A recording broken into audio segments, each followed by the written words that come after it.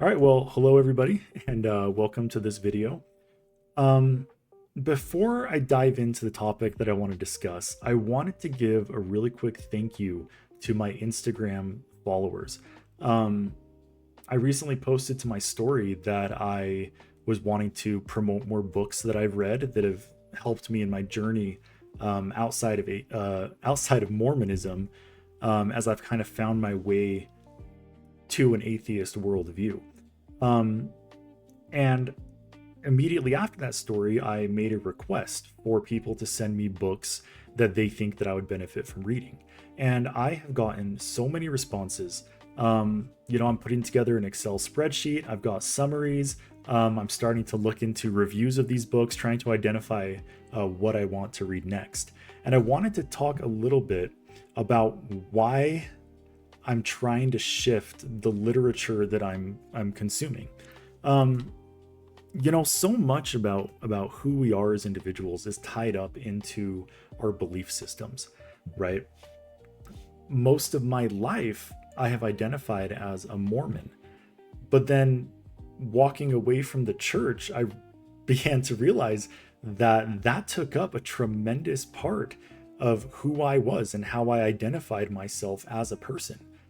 And I went through these phases where I really struggled with, outside of Mormonism, who am I? What do I believe in?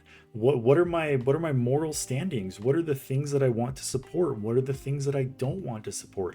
And I don't think that I'm alone in this. And I've touched on it lightly in other videos. Um, but the other day I was looking at my blog, and I have this page on my site for reading recommendations. That's kind of where I was trying to keep them so that anybody who was looking for books could find them, without me feeling like I was spamming Amazon affiliate links, because it just feels icky. um, but anyway, so I was looking through my reading list, and it occurred to me, I was like, I know that I have an ex-Mormon website. But man, every single book that I'm suggesting to people and every single book that I have read from my time walking away from the church has been specifically tied to the church. And I'm going to be completely honest, that kind of bothers me a little bit. I've come to identify myself as an atheist, and specifically as an agnostic atheist. But one of the things that's kind of been bothering me is when I introduced myself as an atheist to somebody, normally online. Obviously, people aren't just going around asking people their religious beliefs, but people will find out that I left the church and they say, "Okay, well, what do you believe in now?" I'm like, "Well, I'm an atheist," and immediately I get all sorts of mixed responses. Right? You get people that are like, "Oh, well, because you left Mormonism, now you're just angry at God," and I'm like, "Whoa, hang on." That's quite the assumption to make. I don't think I've ever felt angry at God. I've certainly felt angry towards religion. But is me being an atheist automatically making me somebody who's angry at God? And then you get all sorts of mixes of these representations of atheism that people have, and they project that on you. And obviously, I know that that's not exclusive to atheism, right? Every single person has some sort of stereotype that is applied to them, right? Whether you're a man, a woman, black, white, your sexual orientation, your marital status, every single thing about you has some type of stereotype that's tied to it. But when something really matters to you, those stereotypes can kind of hurt, right? And being somebody who has walked away from religion and is I started self-identifying as being an atheist, it can kind of sting a little bit when somebody doesn't seem to understand that being an atheist isn't just a one size fits all. We don't all have the same perspective of the world, and we don't all have the same approach to morals and moral understanding. But the problem is that I don't really have a way to portray that, right? I've been doing some more reading, going back to noticing that like every single book is related to Mormonism. It occurred to me, like, I really need to branch out and I need to read things that are a little bit more broad. I need to broaden my understanding a little bit more of the world, and to kind of get myself out of the Mormon box. Now, that's not to say that I'm not interested in Mormon literature anymore. Obviously, I still am, and I still intend on reading a lot of LDS or ex-LDS critical books. And fortunately, a lot of people have sent me some fantastic recommendations. But I've tried to branch out a little bit, and I've made 2 videos so far about 2 of the other books I've read. The first was Good Without God by Greg Epstein. And that book was centered a lot on a secular humanism. And I'll get into that here in a minute. But the other book that I made a video about was The God Delusion by Richard Dawkins. Now, both of these books were written by atheists. But by reading these books, it can be incredibly clear that there are different approaches to atheism.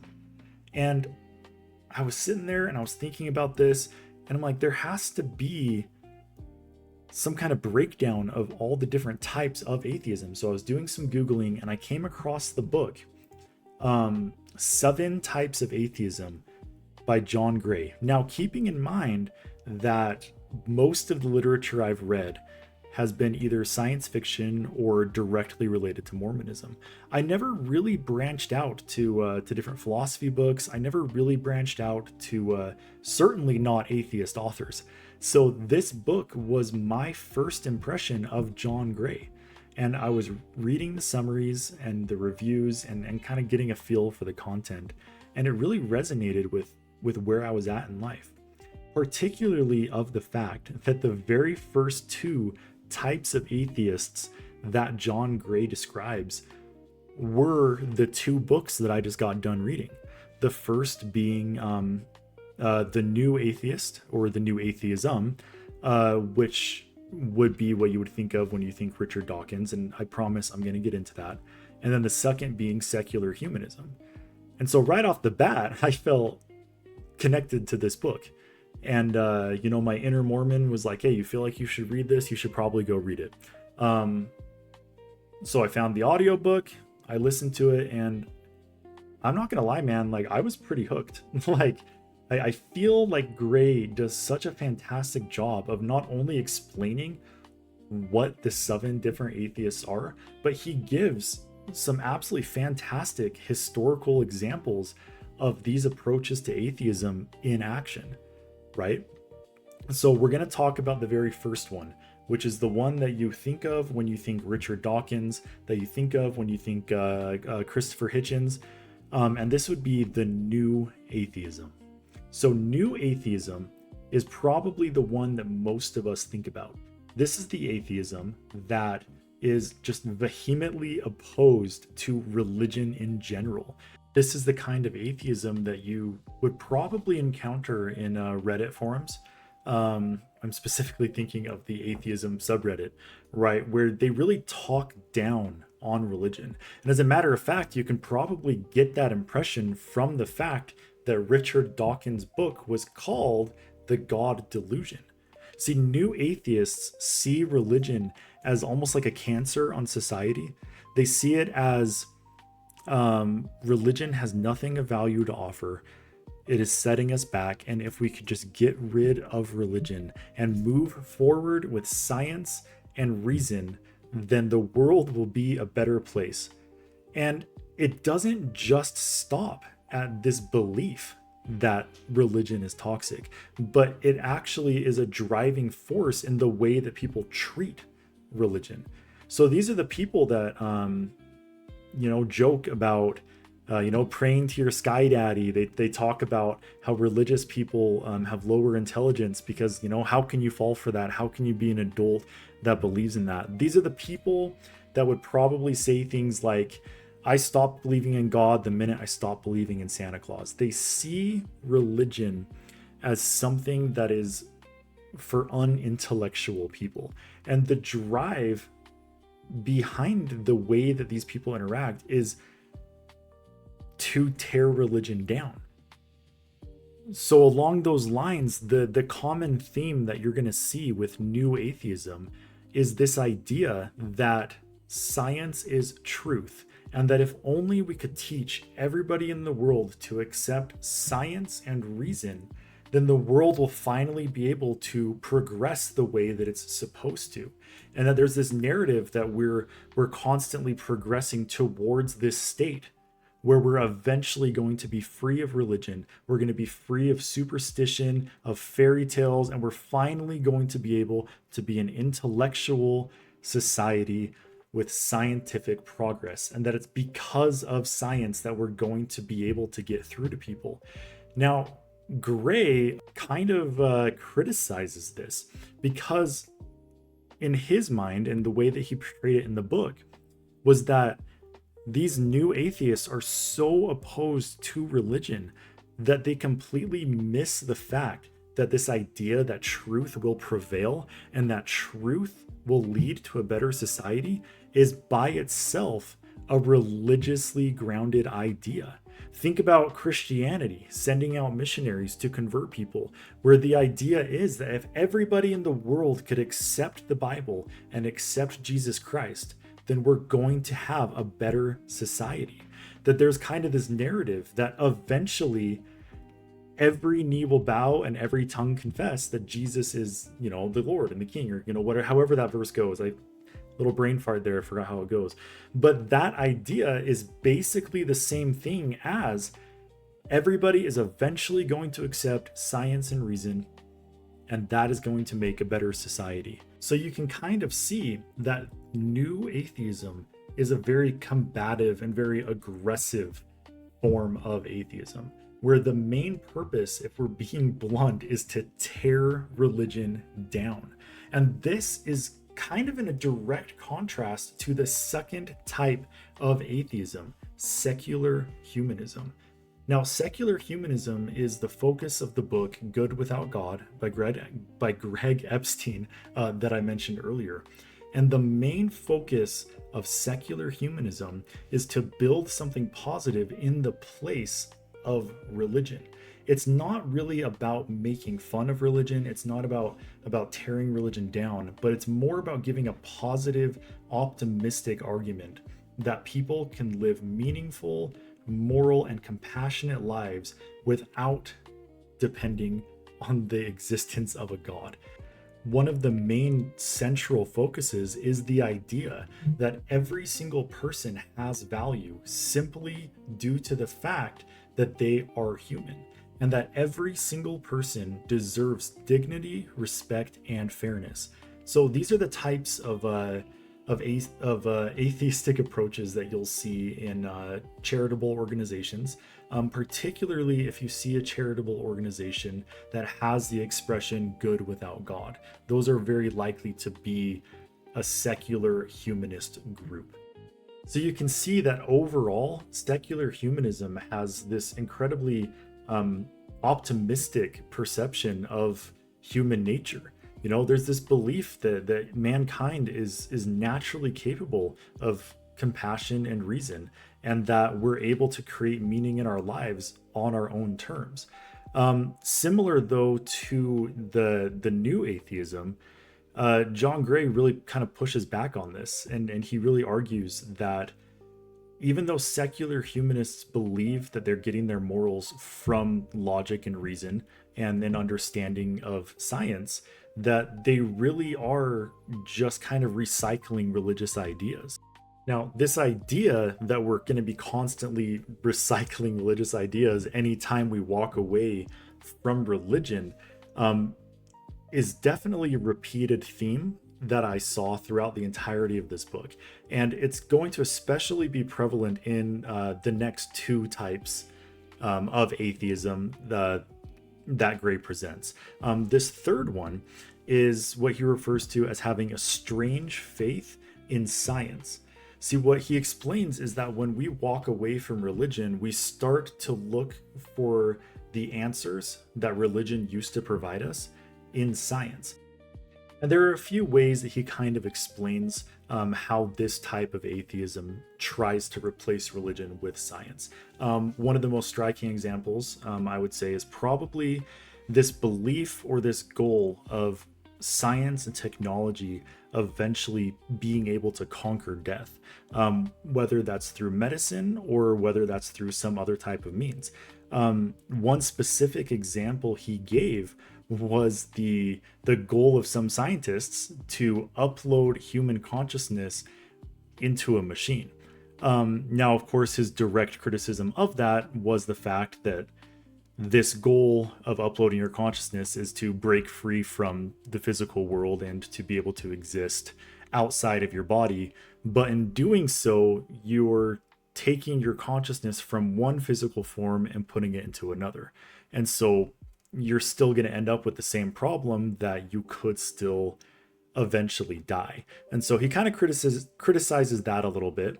The other one that he talks about is the fact that we kind of have this idea, or this type of atheism, I guess I should say, has this idea that we can eventually use science and technology to give us all of the answers that we used to get from religion. Those would be answers about, where we came from, what we should be doing, and where we eventually should go. He talks about the potential of using science and technology to actually create an intelligence that is vastly more intelligent than we are. As you can imagine, that would obviously center around artificial intelligence, but the eventual goal would be to almost create a godlike intelligence that can help direct humanity. So this chapter was absolutely fascinating, but he has the exact same criticisms that he did in the previous two forms of atheism, being that these principles are basically just another form of religion. And so his main point really with this one was just to demonstrate how hard it is to break away from religious ideas that have existed for centuries. Now, the fourth type of atheism that he presents kind of follows along the same lines of directly replacing a religious structure with something else. And this is what he refers to as political religion. Now, in political religion, this is where politics themselves take place of God. This doesn't just mean that people care strongly about politics. This actually means that politics become almost sacred. So he directly points out several political movements that fall under this category of being a political religion.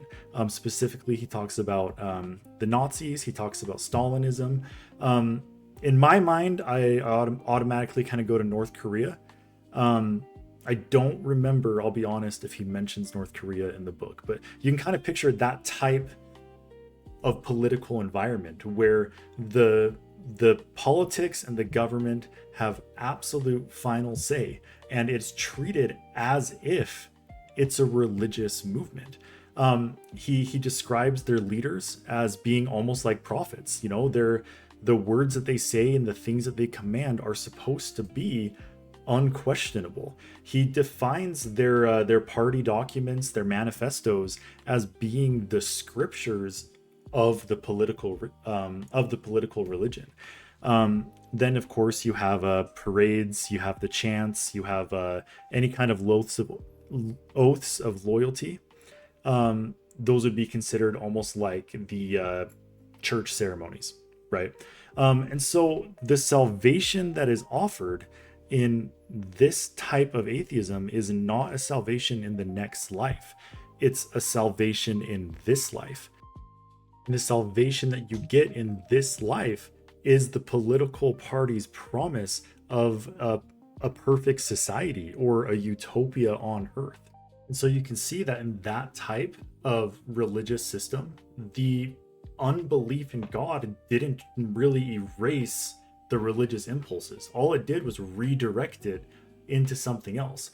Because at our core, people still crave belonging. We still crave ultimate truth. And oddly enough, we often crave something larger than ourselves. And in political religions, we can give that devotion to the state, to your political party, or even to a particular leader. So the main criticism that Gray had of this type of atheism is the fact that it can be incredibly dangerous, because even within traditional religions, people would often put limits on what kind of authority that an individual person or an individual organization can really have, and that after a certain point, that authority gets passed off to whatever god or deity supposedly governs or is the guiding figure of that organization. But if you give that authority to a person, then you're giving that person ultimate power, and these powers demand total loyalty, sometimes in an extent that is beyond what any religion would have done. So the fifth type of atheism that John Gray presents is how I feel to be incredibly closely tied to the very first type of atheism. If you remember, the first type of atheism, the new atheism, is one that is very opposed to religious organizations and sees religion as a sort of cancer to society that's holding us back from progress. This type of atheism, however, he refers to as the God haters. So these are people that are incredibly focused on their hatred towards God. These are the types of people that are very vocal about the specific arguments surrounding, if we have a good God, then how can he allow children to suffer? How can an all-powerful God stand by during famine, war, and disaster? Now, I say that it was really close to the first one because I think we often see a bit of an intersect there between people that are opposed to religion and people that have these types of arguments towards God. But I think that the real distinction that John is trying to make here is the level of hatred that is contained within this type of atheism and the driving force behind the people who act with this worldview, right? And so his main criticism of this type of atheism is the fact that it is still incredibly tied to religion. It keeps God at the center of the discourse of that community, and that you're trying to get away from religion and you're trying to get away from God, but everything you talk about and everything you care about is still centered on the idea that you just hate God. So it's less about a rejection of the idea of God and more about like an open defiance against him. So most of the types of atheism that we've talked about so far all kind of still carry a lot of the same religious ideas of progress, that humanity is working towards something. They all share these kind of similar ideas of some type of salvation, of some type of perfect utopia, something that almost always seems like it's unreachable, but if only we could do X, Y, and Z, we would be able to get there. The sixth type of atheism, however, is kind of the opposite of all of the previous ones. And this is the atheism without progress. So if you almost want to think about it, this is the very nihilistic type of worldview where the world is cruel, there's no purpose in life, and humanity isn't really progressing towards anything. The main belief system kind of surrounding this type of atheism is this idea that humanity is a cycle of mistakes. Sometimes we make small improvements in the state of mankind, but those rarely last. They'll always collapse. We'll always go back to kind of terrible lives, right? But it's more than that. It's also this idea that nature isn't on our side, the universe doesn't care about us, and nothing owes us anything. So it's a very bleak, kind of a negative outlook on life. However, the position that Gray takes on this one is that he respects the honesty of this form of atheism, right? He respects the fact that unlike the other types of of atheism. It doesn't try and smuggle in borrowed religious hopes about progress and about redemption, and it doesn't even remotely try to replace God with science, with politics, or even with the idea of human goodness. It just sees life for what it is. It sees life as being uncertain, fragile, and incredibly unforgiving. The problem with this one, though, is the fact that it can feel incredibly bleak. And this is the type of atheism that I personally, when people reach out to me and they talk about their concerns about if they were to ever lose their faith in God, they always say, I worry that I'm going to become more of a nihilist. And this is the type of atheism that I think most people don't want to experience. But Gray sees this as a sort of strength because it strips away all of the illusions of grandeur. It strips away anything that you would consider to be a fantasy, and it forces you to face reality the way that it is. Okay, and now finally, the seventh and last type of atheism that Gray presents, and this is what he refers to as the atheism of silence. Now, Gray refers to this as being the most modest form of atheism. It doesn't try and conquer, it doesn't try to explain anything, and it doesn't try and save anybody. It simply is the acceptance of the mysteries of the universe, where you're okay going through life, just soaking in, looking at the stars, being present in the moment. He talks about meditation without any type of religious undertones, just grounding yourself as you. It doesn't build any kind of new dogmas. It doesn't invent any creeds. It simply finds meaning in acknowledging human limits and in embracing humility. Now, as John Gray describes these 7 different types of atheism, it almost comes across as if each of the 7 types are a distinct practice of belief that has a fine line between each of the individual types. But I think that we can probably agree that it's more likely to be a little bit of a spectrum, right? I'm sure we have strong examples of every single one of these categories. I certainly have met some incredibly angry God hater atheists, and I also have met some nihilists that really don't see any point in any type of progress. But we also can see kind of a range of people in between. I know that I personally have found a lot of myself in some of these descriptions, and I strongly would encourage you to consider where you would fall within any of these categories. Now, going forward, I would love to extend the same invitation that I gave on Instagram, where I would love to receive some more book recommendations. I would love to do more videos like this, where I read a book, I ponder on it, I think about how it applies to myself and how it could apply to my viewers, and then I can make a good in-depth video talking about the principles and ideas presented in the book. So please, if you have any suggestions, drop it in the comments. This is unfortunately a relatively new channel, so I really don't have very many other videos for you to go back and watch. So if you make sure that you subscribe, you'll be notified as I post more. Like I said, I have a long list of books that people have been recommending, of books that I've been finding online, and I look forward to making so much more.